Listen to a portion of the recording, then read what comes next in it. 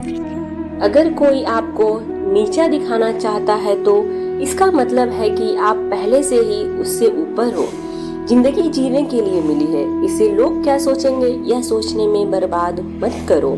किसी के बुरे वक्त में उसका हाथ पकड़ो, सहारा दो और उसे हिम्मत दो, क्योंकि ये बुरा वक्त तो थोड़े समय में चला जाएगा, लेकिन वो आपको दुआ जिंदगी भर देता रहेगा। मनुष्य सुबह से शाम तक काम करके उतना नहीं थकता जितना चिंता और क्रोध के क्षण में थक जाता है। जीतने के बाद तो सारी दुनिया गले लगाती है, लेकिन हारने के बाद जो गले लगाता है वही सिर्फ अपना होता है। भगवान कहते हैं, सोने से पहले तुम सबको माफ कर दिया करो और तुम्हारे जागने से पहले मैं तुम्हें माफ कर दूंगा।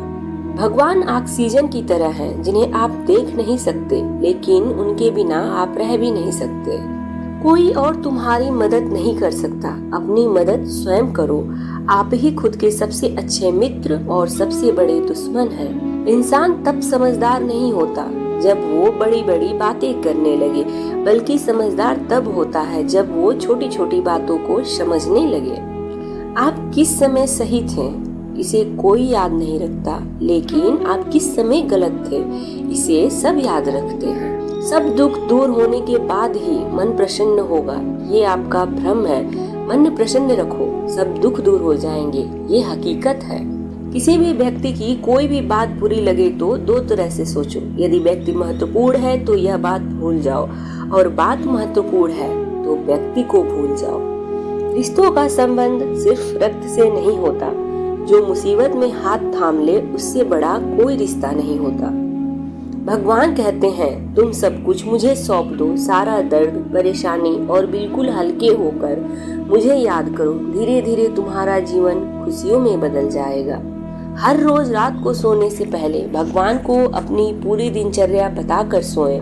अगर आपके द्वारा किसी का दिल दुखा है तो मन ही मन उनसे माफी मांगे, और अगर आपका किसी ने दिल दुखाया है तो उन्हें माफ करके सारी चिंताएं भगवान को सौंपकर सो जाएं। यकीन मानिए, इससे आपकी जिंदगी खुशनुमा बन जाएगी। क्रोध में बोला एक शब्द इतना जहरीला हो सकता है कि आपकी 1000 प्यारी बातों को 1 मिनट में नष्ट कर सकता है।